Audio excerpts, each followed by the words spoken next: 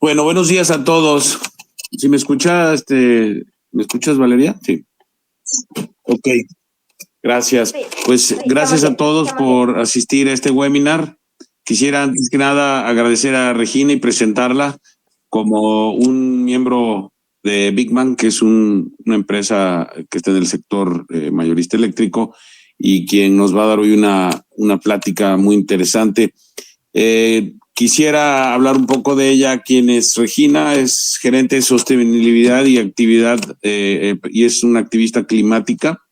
Es ingeniera ambiental por la Universidad de las Américas con mérito cum laude. Tiene mucha experiencia en temas de sostenibilidad, cambio climático, impacto ambiental.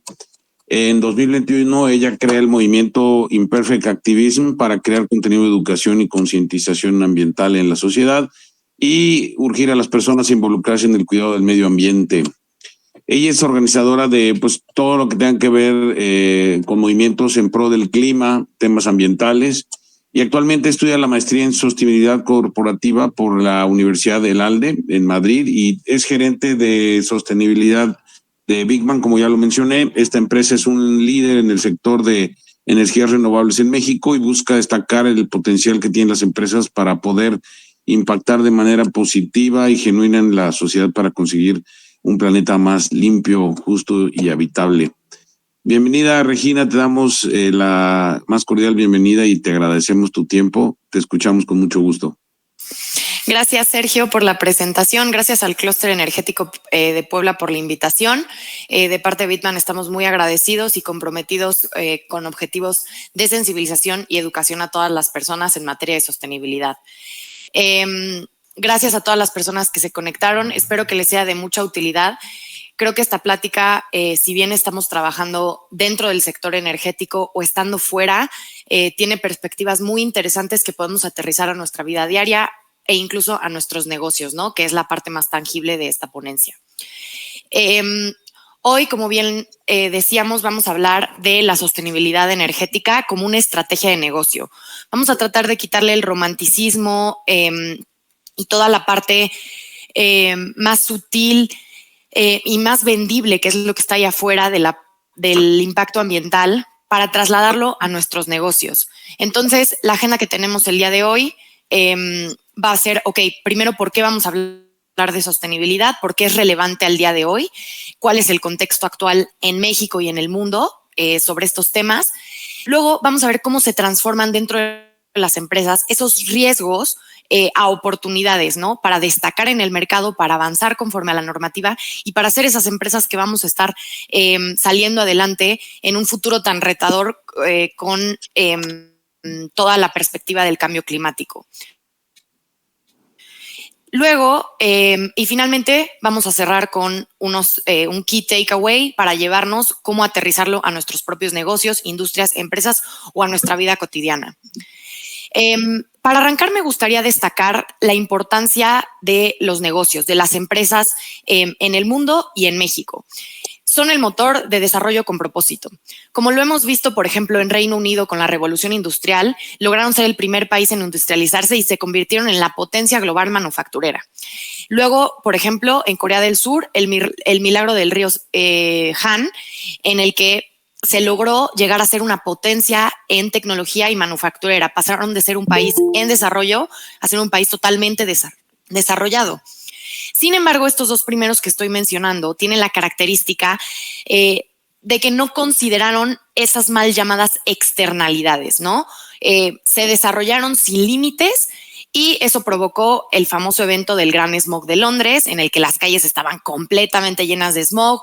Hubo incluso muertes de personas por la cantidad de contaminación. Esto frenó después a toda la industria por no haber considerado, obviamente, los impactos que se iban a desarrollar. En un segundo lugar, por ejemplo, todo el desarrollo tecnológico que se dio en Corea, no se le pusieron límites máximos permisibles de descargas en aguas residuales y, por lo tanto, el río Han, tuvo una contaminación impresionante. Y finalmente, un ejemplo más destacable hacia la fecha es China. China lleva una industrialización acelerada y pretende ser la fábrica del mundo con su manufactura masiva y exportaciones globales. Sin embargo, China ya consideró estas externalidades, y las digo entre comillas porque dentro de esta ponencia vamos a ver cómo no son externalidades. Hay que considerarlas dentro de la estrategia del negocio. China pretende ser líder mundial en capacidad solar, de hecho ya lo es. Pretenden llegar a su pico de emisiones en 2030 y de ahí empezar a bajar porque van a empezar a transicionar en energías. Y por otro lado, en México, ¿cuál es el contexto actual? México tiene el potencial de convertirse en industria de valor agregado porque tenemos oportunidades energéticas por 3 principales factores. Tenemos una radiación, una de las mejores radiaciones en el mundo. Somos, de hecho, el segundo país en el mundo con mejor radiación solar. Tenemos una matriz energética regulada que permite entrar a el sector privado a distintos tipos de generaciones. Y bueno, estamos con cercanía de Estados Unidos, lo que, como ya vimos, podemos utilizarlo como una ventaja, pero también es un riesgo. Y todo esto hay que considerar la materialidad sostenible. Este es el término correcto de lo que yo les llamaba hace rato las externalidades. No son externalidades, hay que considerarlas para operar dentro de un negocio. Hace mucho tiempo, en la revolución industrial en Londres, sonaba impensable decir, bueno, puedo operar y puedo emitir toda la cantidad de smog que yo requiero. Hoy en día eso está regulada. Si no cumplimos con los límites máximos permisibles, no hay empresa, no existe, no se van a dar los permisos. Entonces, ya no es un tema de soy buena onda o me interesa el medio ambiente y quiero quedar bien con la sociedad, sino es un tema de existo como empresa o no existo como empresa. Ok, y ahora vámonos al aspecto global que está sucediendo hoy en día. Es bien importante considerar que el cambio climático no es una variable aislada, no es algo que está allá afuera que podría llegar a afectarnos. Es una realidad que hay que involucrar en el eje estratégico de cualquier negocio. Para ponernos un poquito en contexto y democratizar un poquito el conocimiento, es bien importante, primero, que diferenciemos cambio climático de calentamiento global. El cambio climático es un fenómeno que se ha dado a lo largo de toda la historia de nuestro planeta. Son las fluctuaciones en el clima, que ojo, en español no tenemos 2 palabras para diferenciar clima de clima, pero en inglés sí, es climate y weather. Una cosa es el weather, literalmente nos va a decir cuál es la temperatura del día, pero el clima también habla de fenómenos atmosféricos, intensidad de lluvias, humedad en la atmósfera, sequías, etcétera. Entonces, los cambios en el clima van sucediendo a lo largo de la historia, como lo pueden ver en la gráfica. Sin embargo, existe un despunte desproporcional a partir de la década de 1940, en donde estamos aumentando significativamente el nivel de temperatura promedio de la Tierra. Actualmente tenemos un promedio elevado entre 1.7 y 2.0 grados centígrados. Todavía hay distintas fuentes que marcan entre esos rangos. El Acuerdo de París en 2015 establecía que podíamos llegar a máximo 1.5 grados de calentamiento. Noticia, ya nos pasamos y nos vamos a seguir pasando por otro poquito porque seguimos en la parte de la transición energética. Se está estimando que nos vamos a pasar hasta los 3 grados centígrados por arriba de la temperatura promedio. Ahora, a mí me gusta mucho explicar esto. Todo el mundo dirá, bueno, pero no pasa nada si un día en vez de hacer 33 grados, hace 34. Bueno, el sistema, hay que verlo todo como un sistema. El sistema de la Tierra es un sistema tan complejo que ese grado afecta muchísimo. Y hagamos la comparación con, por ejemplo, el sistema del cuerpo. No es lo mismo tener 36 grados de temperatura que tener 37.5 o 39. Hagamos esa analogía con la Tierra. La Tierra no va a funcionar de la misma manera con la calentura que le estamos provocando. Entonces, todo esto del calentamiento global es provocado, del cambio climático, es provocado por el calentamiento global. Son 2 conceptos distintos. Y el calentamiento global es provocado por la producción de gases de efecto invernadero. Es directamente proporcional. A mayor cantidad de gases de efecto invernadero en la atmósfera, mayor calentamiento global. Como lo podemos ver, igual coincide en la década de los 40, 50, se empieza a aumentar la cantidad de gases de efecto invernadero hasta llegar a el momento. Aproximadamente ahorita tenemos una proporción de 420 partes por millón de dióxido de carbono en la atmósfera, cuando lo óptimo es tener alrededor de 100, 120. Según el último informe del Gap Emission Report de 2024, en 2023 emitimos 57.1 gigatoneladas a la atmósfera, lo cual fue 1.3% más que en 2022. O sea, todavía seguimos alzando esta gráfica. Se estima que llegaremos al pico, ojalá, por ahí de 2030, y de ahí empezaremos a colapsar las emisiones si los compromisos climáticos se sostienen. Ahora, ya pasamos un poquito de las malas noticias. Es necesario sensibilizarnos, saber en el contexto en que nos encontramos. Pero aquí tenemos un potencial impresionante, todos los que estamos involucrados en el sector de la energía. El 68% de esas 57.1 gigatoneladas que les hablé provienen de la producción y el uso de la energía. Esto también viene del reporte que les acabo de hablar, de sectores como producir energía eléctrica, la industria, el transporte, edificación y la producción de combustibles fósiles como el petróleo, el licuado de gas natural. Eso también produce emisiones. Esto vamos a trasladarlo a cómo impacta los sistemas naturales, que es obvio, es lo que toda la vida nos han planteado. Cambio climático, hace más calor, las especies no pueden encontrar agua, extinción de especies. Bueno, pero hoy necesitamos ponerlo, cómo eso le va a afectar a nuestros sistemas productivos. Esta es una gráfica también bastante aterradora, pero también nos aterriza muchísimo. Por ejemplo, me gustaría explicar un poquito más a detalle la primera y que después ustedes pudieran sintetizar las otras tres. La gráfica muestra qué cantidad de especies, qué porcentaje de especies se van a extinguir en el mapa si alcanzamos tantos grados de temperatura.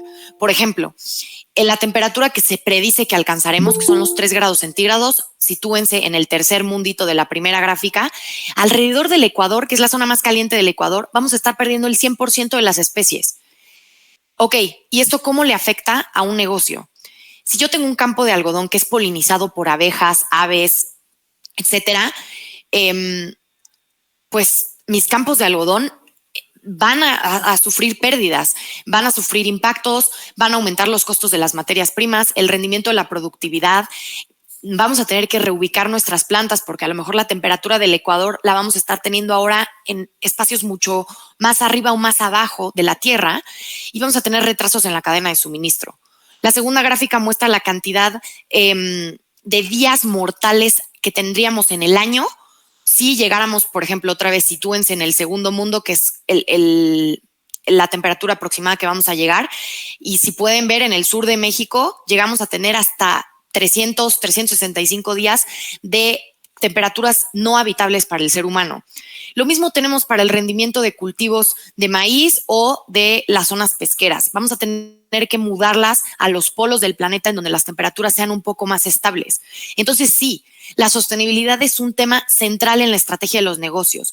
No es algo que considerar para quedar bien allá afuera o para subir una foto siendo más conscientes y teniendo una playera en la que nos comprometemos con el medio ambiente. Hay que llevarlo adentro, a la estrategia de negocios, a planear a corto, mediano y largo plazo. Entonces, todo este webinar vamos a estar tratando cuáles son esos riesgos y obviamente mi expertise y también la de Bitman es la energía y cuáles son esas oportunidades que hay de sí elegir transicionar. Voy a mencionarlos rápidamente, aunque a lo largo del webinar vamos a estarlos tomando uno por uno. Primero es integrar en nuestro modelo, integrar en nuestro modelo los riesgos físicos y riesgos de transición. Ahora voy a hablar un poco más específico de ello, pero es importante que, como lo hablamos en los mapas anteriores, empecemos a considerar esos factores que a nuestro negocio le van a afectar, tal vez no mañana, pero sí en los próximos años. También existe una presión regulatoria directa, que es aquella que nos exige la regulación del lugar en donde estamos operando, pero también la extendida, que es de nuestra cadena de suministro. Si nosotros somos proveedores, sobre todo de la Unión Europea, no importa que México de momento no te exija tener un límite de emisiones o depositar tus residuos de forma correcta. Si tú eres proveedor de una empresa de la Unión Europea, te lo van a empezar a exigir y si no, se van a cambiar con la empresa que sí cumpla con estos controles. Gestionamos la reputación. Hoy en día los consumidores finales están eligiendo marcas, empresas y negocios que estén comprometidos con el medio ambiente. Y por otro lado tenemos las oportunidades. Están los incentivos de sostenibilidad alineados con las taxonomías, que es acceder a créditos o financiamiento mucho más barato y a menor precio por tener mapeados este tipo de riesgos. Preferencia del consumidor e inversionistas. La costoeficiencia. En su término lo dice, la sostenibilidad debe de ser rentable. Si no es rentable, es filantropía o caridad. Pero la sostenibilidad tiene que ser rentable para que se pueda insertar en los modelos de negocios. Y la innovación no es más que resolver problemas que van surgiendo a las sociedades o a un grupo de personas. Uno de los problemas más grandes que tenemos a nivel global es el cambio climático, el calentamiento global. Ser negocios que están innovando constantemente nos va a permitir abrirnos a nuevos mercados. Ahora, antes de empezar y desglosar cada uno de estos apartados, me gustaría decir que esto no es algo que opino yo o desde Bitman. Claro que yo creo en esto desde hace mucho tiempo, si no, no estaría aquí. Pero esto lo dicen las principales instituciones financieras a lo largo de la historia de los últimos años, sobre todo. Y es que las empresas que tienen un compromiso mucho más extendido en sostenibilidad o criterios ESG tienden a tener mejor desempeño financiero, mayor resiliencia a largo plazo y menor riesgo. Entonces, por ejemplo, no voy a citar todas, se las dejo aquí para que puedan darles un vistazo, pero BlackRock, que es un grupo financiero de los más importantes a nivel mundial, declara que la sostenibilidad es el nuevo estándar para invertir. Las carteras integradas ESG tuvieron un mejor rendimiento y menor volatilidad. Por lo mismo, porque esas carteras están considerando que a estas empresas les van sí o sí a suceder situaciones a largo plazo.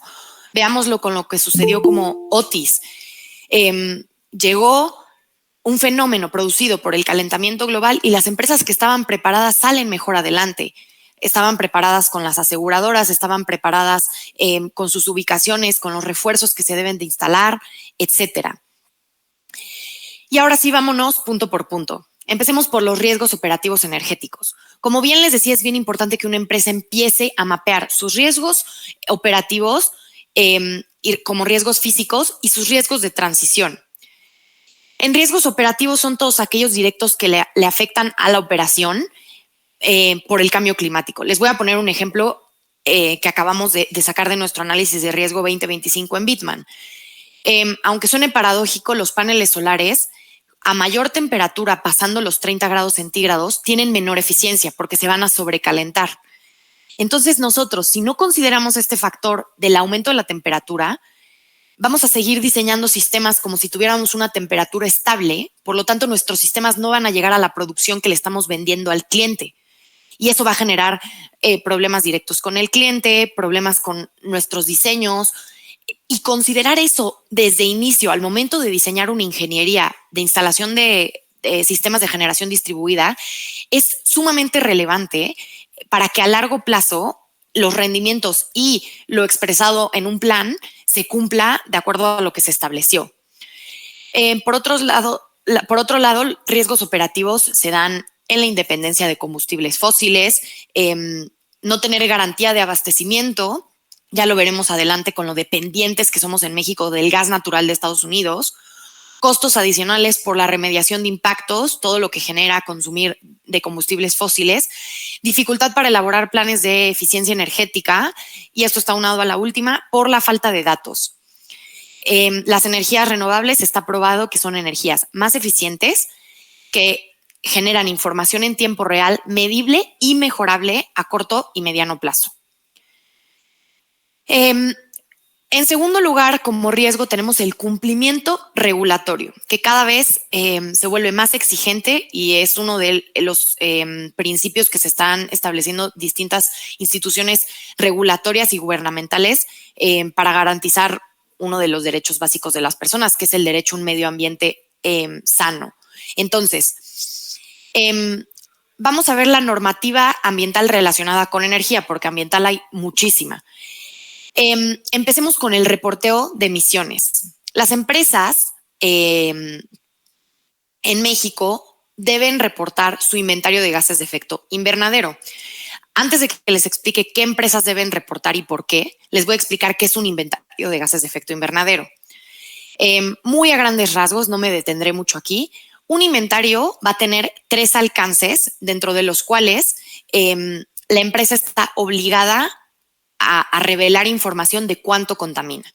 El alcance 1, que es el más directo, son todas esas emisiones que salen de forma directa en las instalaciones dueñas o de posesión de la empresa. Es decir, si yo tengo una caldera que funciona con gas natural o estoy quemando ciertos elementos químicos que van a producir emisiones dentro de mis instalaciones y las puedo ver con una chimenea, esas son emisiones de alcance 1.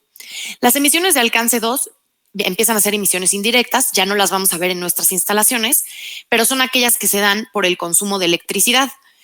La mayoría de los negocios compran electricidad a la CFE y esta se produce en distintas plantas y tiene un factor de emisión. Y las de alcance 3 también son emisiones indirectas asociadas a toda nuestra cadena de suministro. Es decir, por ejemplo, si en nuestra empresa se necesitan hacer muchos viajes para ir a supervisar las operaciones en sitio, yo debo contabilizar las emisiones de los vuelos que se toman de Ciudad de México a Guadalajara, a Monterrey, a Cancún, etcétera. Debo de contabilizar lo que contamina las computadoras que yo les doy a mis colaboradores y colaboradoras para hacer su trabajo. El alcance 3 es el más complejo de sacar y actualmente en México no se pide por regulación. Y en México se reporta de manera anual las emisiones al Registro Nacional de Emisiones. Emisiones de alcance 1, alcance 2, de aquellas empresas que superan las 25,000 toneladas de dióxido de carbono equivalente por año. Este es el Registro Nacional de Emisiones, está regulada por la Ley General de Cambio Climático, en donde se debe de emitir un reporte anual verificado por terceros y está sujeto a la emisión de permisos como la manifestación de impacto ambiental, la cédula de operación anual, la licencia ambiental única. Generalmente estos son requisitos que necesita una empresa grande y que entonces si no reportas estas emisiones de manera verificada y anual, te van a negar el acceso a una MIA, a una COA o a una LAU. Volviendo al alcance 2, que es el que más se relaciona con el tema de la energía con el que estamos hablando, son las emisiones que se producen por tu consumo de electricidad. Quiero que vean los distintos factores de energía y cómo aquí podríamos pasar de esas 25,000 toneladas a reducirlas si cambiamos de fuentes de energía. Actualmente, la última actualización del factor de emisión de la red nacional en México es de casi media tonelada de dióxido de carbono equivalente por megawatt hora consumido. A diferencia de la energía solar y eólica, que la solar es 15 veces menos contaminante y la eólica es 37 veces menos contaminante por cada megawatt hora generado. Ahora, aquí me gustaría detenerme un poquito a explicar la E del dióxido de carbono equivalente. Existen, como bien decíamos, los famosos gases con S en plural de efecto invernadero. No solamente es el dióxido de carbono. Existe el metano, el óxido nitroso, muchos NOx, muchos SOx. En el mundo decidieron ponerse de acuerdo porque iba a estar muy complicado decir, bueno, yo de metano contamino 15, de dióxido de carbono 650, de óxido nitroso 27. Lo que se hizo fue sacar un potencial de calentamiento de cada gas de efecto invernadero. Por ejemplo, el óxido nitroso es 156 veces más contaminante que el dióxido de carbono. El metano es 28 veces más contaminante que el dióxido de carbono. Y como el más estandarizado y el que más se produce es el dióxido de carbono, decidieron estandarizarlo y contabilizar todo en dióxido de carbono equivalente. Es decir, si yo estoy emitiendo 1 tonelada de metano, como les decía, que es 28 veces más contaminante que el de dióxido de carbono, es como emitir 28 toneladas de dióxido de carbono. Y entonces ahí se hacen los cálculos y se estandariza todo a una única unidad. Por eso es importante poner la E, porque estamos hablando de la estandarización de gases de efecto invernadero. Hablando de la electricidad en México, para tener un poquito más de contexto, la mexicana es la más contaminante de América Latina. hablábamos de que se produce casi media tonelada por cada megawatt hora generado. Y este es un dato sumamente abrumador. 132 millones de mexicanos requieren más electricidad generada por combustibles fósiles, que son 270 terawatts hora, que 366 millones de personas de 5 países de América Latina: Argentina, Brasil, Colombia, Chile y Perú juntos. Eso quiere decir que le están metiendo a su red mayor producción de energía renovable y limpia en otros países. Esto no solamente es un tema a nivel ambiental que nos va a exigir regular y que nos va a meter mucho más tema burocrático. Esto también es un tema de independencia y de soberanía energética. Cada vez nos hemos vuelto más dependientes de las importaciones de gas en Estados Unidos. Desde el año 2000 se han pagado cerca de 89 mil millones de dólares a Estados Unidos por importaciones de gas. El 60% de nuestra electricidad se produce con gas natural y esto es todavía peor. México solamente cuenta con la capacidad para almacenar 2.4 días de consumo de gas. Países como Austria pueden almacenar 318 días, Francia 99 y Alemania 34. Esto, más allá de volverse un tema ambiental, se vuelve un tema de qué pasa, como lo podemos ver en la gráfica de la derecha. En el 2021 hay un helado en Texas y los ductos de gas se congelan y no pasa el gas de ninguna manera. Nosotros solamente podríamos sobrevivir 2.4 días y eso si nuestros almacenadores están a la capacidad completa. Entonces, esto es un factor crítico. Necesitamos almacenamiento seguro y volvernos cada vez más independiente. La opción aquí es el almacenamiento con baterías. California está avanzando muchísimo en el tema de renovables y de almacenamiento energético y puede almacenar alrededor hoy en día de 15.7 gigawatts de potencia. Esto es sumamente beneficioso a nivel de independencia de las empresas y obviamente a nivel sostenibilidad. Por eso les digo que la rentabilidad y la resiliencia de un negocio deben de ir de la mano del tema de sostenibilidad. Pasamos del reporteo obligatorio nacional, que es el RENE, esas empresas que generan más de 25,000, al reporteo internacional obligatorio. Esto le atañe a las empresas de la Unión Europea que están sujetas al Tratado de Emisiones y que están sujetas a los criterios de la CSRD. Estas son principalmente empresas grandes, empresas cotizadas en bolsas, pero también, que aquí está la tercera, empresas no pertenecientes a la Unión Europea, pero que, como les decía hace rato, son proveedores importantes de una empresa de la Unión Europea. Entonces, poco a poco nos van a empezar a pedir ese reporteo de emisiones y de dónde estamos consumiendo nuestra energía. Por otro lado está el reporteo no gubernamental, que es información no financiera. En México sigue siendo de carácter voluntario, pero por ejemplo, si estamos la Bolsa Mexicana de Valores ya lo va a exigir bajo los estándares del NIS, que son publicados por el CINIF, las normas de información financiera. Se vuelve obligatorio a partir de 2025, incluyendo el reporteo de gases de efecto invernadero. En 2025 y 2026 se permite que solo se publiquen inventarios de alcance 1 y alcance 2, pero a partir de 2027 se deben reportar emisiones de alcance 3. Entonces, aquellas empresas que se estén preparando con anterioridad, que estén implementando sistemas de eficiencia energética, transición a energías renovables, van a estar mucho más preparadas cuando la normativa sea pues de cajón. Y finalmente, si en nuestras empresas queremos hacer un reporte de sostenibilidad que esté alineado a estándares internacionales de reporteo, por ejemplo, los que les muestro aquí GRI, SASB, TCFD, CDP e ISO 26000, tenemos que reportar emisiones de gases de efecto invernadero y consumos energéticos. Pasemos a un segundo parte de la regulación, que son los famosos impuestos ambientales, que generan hasta la fecha muchísimas dudas. Hay 5 tipos de impuestos ambientales en México. Hoy solamente vamos a hablar de los impuestos ambientales por emisiones a la atmósfera. Y estos son independientes a los límites máximos permisibles. Los límites máximos permisibles te dicen que una empresa puede producir o emitir a la atmósfera máximo 100 partes por millón por minuto de tal gas, e independientemente de que ese límite sea obligatorio, todo lo que sí te deja producir o emitir, se tiene que pagar con un impuesto ambiental. ¿Qué son los impuestos ambientales? Son una medida tributaria en la que se establece un valor a la emisión de gases de efecto invernadero emitido a la atmósfera para destinarlo a programas ambientales a través del Estado. Esto, en mi opinión propia, ha sido todo un dilema porque no se ha visto el presupuesto implementado. Entonces, muchas empresas están diciendo, oye, prefiero invertir directamente yo ese dinero en programas ambientales que pagártelo a ustedes, Estado, como impuesto y ver que no se están implementando. No hay transparencia en estos programas. Por lo tanto, necesitamos como empresas pagar nuestros impuestos, pero además exigir resultados y transparencia sobre los programas que se estén implementando.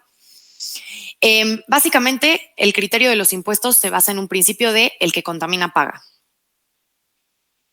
Les pongo una tabla. Es una síntesis de las millones de normativas y iniciativas de ley publicadas que hay alrededor de la República. El problema es que cada estado regula de manera distinta. Entonces, y esto al principio personalmente yo no estaba de acuerdo, prefería que se estandarizara, pero ¿cómo vamos a estandarizar a todos los estados del país si tenemos manufactura distinta, contextos distintos, hay puertos, hay ciudades mucho más manufactureras, mucho más agrícolas, etcétera? Actualmente hay 16 impuestos establecidos, 12 de ellos están vigentes, 3 en iniciativa y 1 se declaró inconstitucional en Baja California, donde hay una alta producción de gas natural. ¿Coincidencia? Por otro lado, solo como para mencionárselos, el impuesto en el estado de Querétaro es el más caro de América Latina. Son los pioneros en el programa que se está estableciendo. Y estos impuestos están tasados en las emisiones de alcance 1, que eran las que les mencionaba, las chimeneas directas que tienen las empresas. Pero también hay estados como Querétaro, Puebla, Nuevo León y Zacatecas que también van a contabilizar las emisiones de alcance 2, que son aquellas que se producen por nuestro consumo de energía. Por lo tanto, empezar a transicionar, repito, a energías sostenibles, energías limpias, renovables, nos va a beneficiar a largo plazo con los impuestos ambientales. Estos impuestos en donde se ha establecido o se pretende establecer un impuesto representan más del 60% del PIB de todo México. Por lo tanto, esta es una iniciativa que a nivel personal también considero que va a avanzar en todos los estados del país. Ahora, si bien cada estado cuesta y tiene distintas excepciones, acotaciones y formas de implementación, la mayoría de los estados están dando plazos o excepciones en los primeros 5 años, la mayoría es hasta 2030, en donde cada año el impuesto sube más de precio o en donde cada año le quitan subvenciones al gas natural, porque el gas natural, aunque en México el gobierno lo considera un combustible renovable y limpio, se debe de considerar como un combustible de transición, porque sí es menos contaminante que el petróleo y el carbón, pero sigue siendo combustible proveniente de fósiles. ¿Esto qué nos quiere decir? ¿Por qué hasta el 2030? El gobierno y todas las iniciativas ambientales a nivel global le están dando chance, tiempo, espacio para la planeación y la implementación de los cambios que van a venir de manera obligatoria y mucho más tajante a partir de 2030. Por lo tanto, prepararse desde ahora es mucho más barato y nos va a dar mucho mayor competitividad a largo plazo que dejarlo hasta el momento que sea obligatorio o que sea mucho más caro. Y finalmente tenemos el riesgo reputacional, que como bien sabemos, un escándalo de medio ambiente hoy a nivel de consumidor final puede generar bastantes pérdidas en una empresa. Evidentemente, esto en nuestra gestión ambiental y nuestro compromiso se puede ver reflejado a través de distintas certificaciones. El criterio de energía es sumamente representativo en la obtención de estas certificaciones.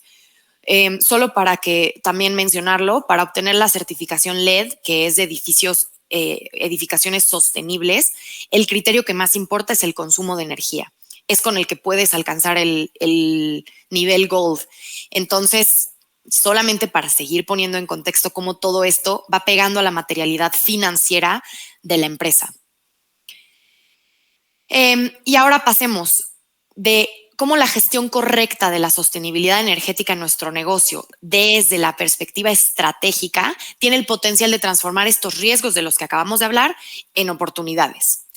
Y empecemos con las taxonomías que están ligadas al financiamiento sostenible. Voy a hablar rapidísimo de qué es una taxonomía. Una taxonomía es un instrumento que ayuda a clasificar aquellas actividades, repito, actividades, no empresas, que estén alineadas con principios de sostenibilidad. Esto va a hacer que se prioricen los recursos y que se designen los 5 trillones de dólares anuales que se necesitan para combatir el cambio climático y se evita por completo el greenwashing.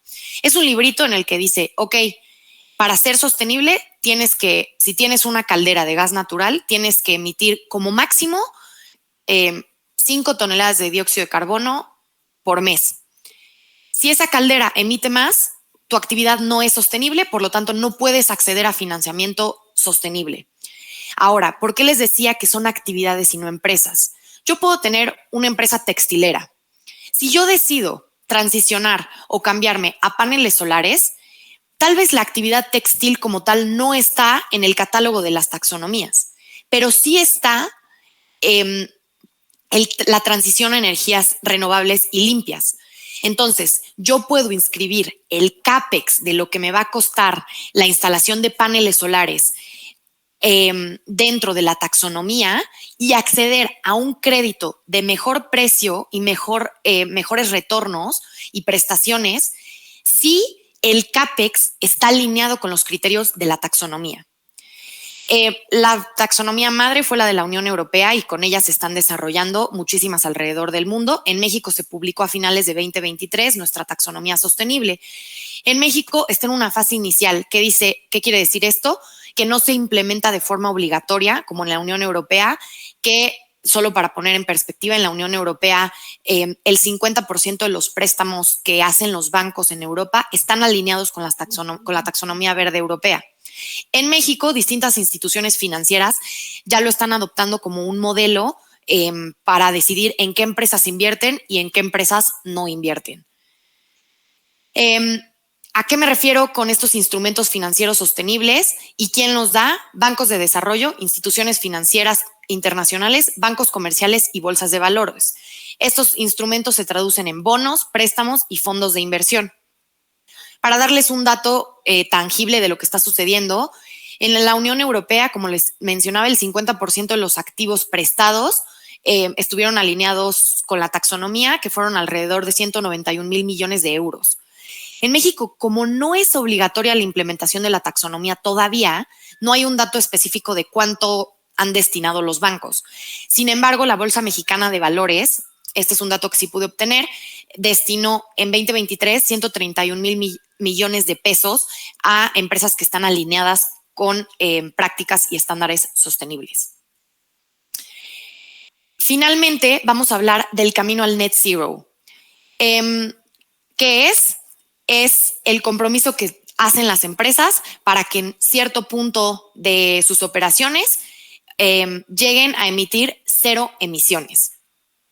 Ahora, es importante reconocer cuál es el camino del net zero. Lo más importante es empezar a medir nuestras emisiones. ¿Cuánto estamos generando de alcance 1, alcance 2, alcance 3? De ahí se proponen estrategias de 2 palabras súper importantes: mitigación y reducción, en donde vienen 2, a mí me gusta llamarles catalizadores del net zero, que son los CELS y los I-RECs relacionados con la energía. Ahora vamos a hablar de ellos. Pero ¿por qué esas 2 palabras eran bien importantes? Lo que pasó con, por ejemplo, Coca-Cola, que tenía compromisos para 2030 y ya los quitó y ya dijeron que siempre no llegaban, fue que decidieron establecer estrategias de compensación, que son sumamente distintas a aquellas estrategias de mitigación y reducción. ¿A qué voy con una estrategia de mitigación y reducción? Mido mis emisiones y digo, ok, ya detecté que mi mayor fuente de emisiones es el consumo de mi electricidad. Siguiente punto, voy a optar por cambiarme a energías limpias, renovables, solar, eólica, hidroeléctrica, a través de un generador o generando en sitio con mis paneles solares, etcétera. Entonces voy a reducir directamente mis emisiones. Voy a tratar de hacer eso en todos los puntos. Concientizar a mis colaboradores para que apaguen la luz cuando no están en oficinas, cambiar tal vez mis máquinas más viejas por unas más nuevas que tengan mayor eficiencia energética, etcétera. Voy a tratar de llegar al máximo, pero están de acuerdo que tal vez no pueda exigirle a DHL, que es parte de mi cadena de suministro, que cambie a una flotilla eléctrica electrificada por energía renovable y limpia. Entonces entran las estrategias de compensación, en donde empiezan a funcionar los famosos créditos de carbono. Yo ya no puedo mitigar más porque esto ya no está dentro de mis manos. Entonces pago un crédito de carbono a través del cual voy a poder financiar un proyecto de absorción de carbono como un bosque, un manglar, edificaciones que ya tienen ladrillos que absorben dióxido de carbono con sus materiales.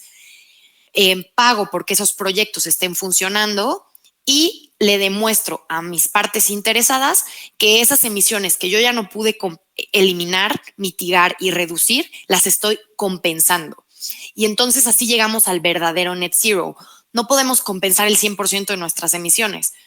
Empresas que tenían muchísimo capital en invertir en temas de marketing dijeron vamos a llegar al net zero en 2030 pagando muchísimo dinero en inversiones, en compensación de carbono, y la normativa les dijo no puedes hacer eso, tienen que venir de acciones directas. Solamente aquí les puse unos ejemplos de los compromisos y cabe recalcar que las compañías de tecnología son las que tienen los compromisos a menor plazo. Hablábamos de estos catalizadores del net zero, ¿no? Aceleremos esa parte de la transición. Dentro del sector de la energía, por la regulación, por cómo funcionan las plantas de generación demasiado, llamémosle, de implantaciones complicadas como la eólica, a veces una empresa puede estar consumiendo energía renovable que no necesariamente esté generando en sitio. Y para ello utilizamos instrumentos de certificación de energía limpia. Les voy a hablar de dos principalmente, que son los CELS a nivel nacional. Yo consumo energía eólica de un parque que evidentemente no está en mi planta, pero a mí me entregan un certificado de energía limpia que representa, cada CEL representa 1 megawatt hora producido y consumido de fuentes limpias.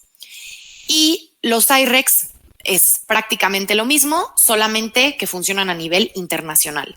Estos son validados y acreditados por distintos organismos a nivel mundial, te lo van a aceptar para que tú puedas decir que verdaderamente, aunque en sitio no estés teniendo energías renovables y aunque estés consumiendo de la única red que tenemos en México, que es la de la Comisión Federal de Electricidad, yo estoy pagando y fomentando el uso de energías renovables con ese certificado. Estas estrategias entran en las de reducción. Esto sí cuenta como bajarle de forma directa a mis emisiones. Pero bien hablábamos de esos instrumentos financieros que representan de manera indirecta la eliminación o captura de 1 tonelada de dióxido de carbono equivalente. Son los famosos créditos de carbono. Tienen un alcance regional. Hoy en día se está penando y regulando que no es lo mismo que yo contamine en Estados Unidos y pague un crédito de carbono en la Amazonía, que son sumamente baratos, si yo estoy haciendo la contaminación en Estados Unidos. Yo debería de pagar un crédito de carbono en el lugar en donde estoy ejerciendo el impacto. Cada vez esto se empieza a regular y los mercados de carbono se vuelven cada vez más complejos para poder evitar este tipo de estrategias se llama fuga de carbono, ¿no? Estos instrumentos tienen distintos precios y también entonces empiezan a jugar un papel fundamental en la estrategia financiera de las empresas. Para cerrar, dejo aquí como contexto, estar en el sector de la energía, vamos por un buen camino, sobre todo en el sector de la energía renovable. Según el último reporte que les mencionaba, la energía solar y eólica tienen el mayor potencial para disminuir el calentamiento global, hasta un 27% de las emisiones ¿Tengo un micrófono prendido? Gracias. De las emisiones globales para 2030 y el 38 para 2035. ¿Se acuerdan que les dije que en 2023 emitimos 57.1 gigatoneladas? Bueno, solo la energía solar y eólica bien implementada podrían reducir en 4 años y medio 27% de esas 57 gigatoneladas. Por encima de todas las tecnologías que existen, electromovilidad, agricultura sostenible, producción de edificaciones con materiales de absorción de carbono. Entonces, esto quiere decir que cambiar de energía tiene un beneficio ambiental y económico y tiene un impacto real. Yo soy muy fiel de hacer y llevar a cabo acciones individuales, ¿no? Que nuestro termo, nuestras bolsas en el súper, eso es sumamente importante para presionar a que se ejerza regulación a nivel sectorial. Pero si estamos dentro de un negocio y tenemos el potencial de mudar y transicionar la energía que estamos consumiendo, estamos dentro de ese 27% de reducción a nivel global de todas las emisiones.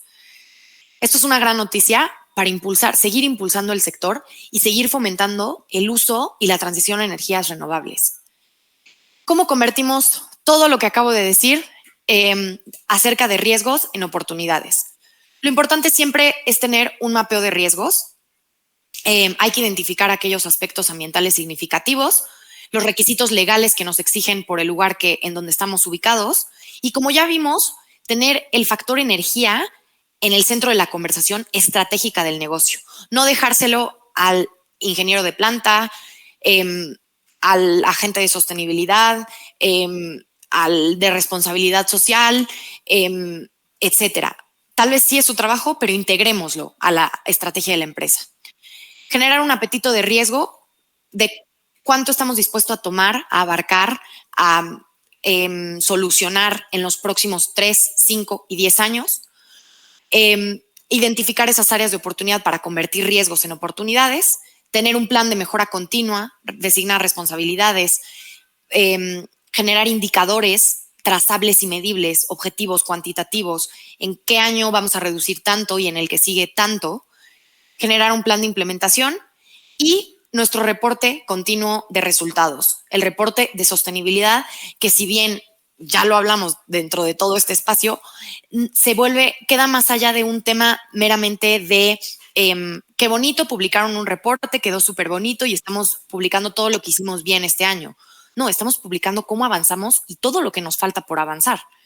¿Cuáles son esos riesgos que como inversionista yo en un reporte de sostenibilidad puedo identificar para ver si una empresa está considerando todos estos factores dentro de su análisis y estrategia de negocio para los próximos años y si vale la pena invertir en una compañía que no está viendo que a corto plazo depende completamente del gas natural importado de Estados Unidos y cada vez nuestra relación tambalea, tenemos fenómenos climáticos que lo ponen en riesgo y que por lo tanto esta empresa no tiene bien planteados y bien mapeados esos riesgos, por lo tanto no va a mitigarlos y no va a establecer estrategias para ser resilientes en el futuro.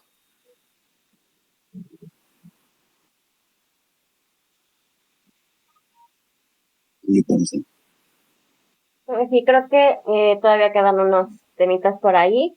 Sí, creo que te invito a participar en otro webinar en donde nos des todas las Te invito a participar posibles acciones que podamos hacer por el tiempo de la reunión. Creo que podamos hacer. voy a dejar aquí la pantalla de la reunión. y les voy a pedir a todos los asistentes que todas las preguntas que tengan nos las envíen a nuestro Perfecto. correo. Sí, de hecho ese era el cierre. Me extendí un poquito, pero les agradezco mucho el tiempo. Si nos quieren hacer llegar las preguntas por ahí, felices de responderlas. Y nada, agradecer también al clúster y a todos los participantes que estuvieron por aquí. Gracias por escucharnos y pues que surjan muchas dudas porque de aquí es donde sale la participación. Igual si gustas dejar ahí tu para que a lo mejor directamente puedan contactarnos, pues Sí, para las preguntas que vengan ahorita, por favor de mandarlas vía correo electrónico. Desgraciadamente tenemos un minuto solo para agradecerle a Regina su plática. Fue súper interesante. Es un tema crucial en nuestras vidas. En el 2050 vamos a ser 20% más de la población mundial, 9.6 billones de personas que generamos muchos residuos, usamos transporte, usamos energía. Entonces, todo esto, si está bien enfocado y con las directrices que hoy tienen prácticamente todas las, pues el CONUE, la Secretaría de Medio Ambiente, creo que vamos por buen camino. Regina, muchísimas gracias. Gracias, muy enriquecedor todo. Y pues bueno, nos vemos para la próxima. Si tienen preguntas, por favor, en el mail que mandaron, que es el Gmail o el de Regina. Gracias, Regina. Gracias a todos. Gracias a todos por su participación.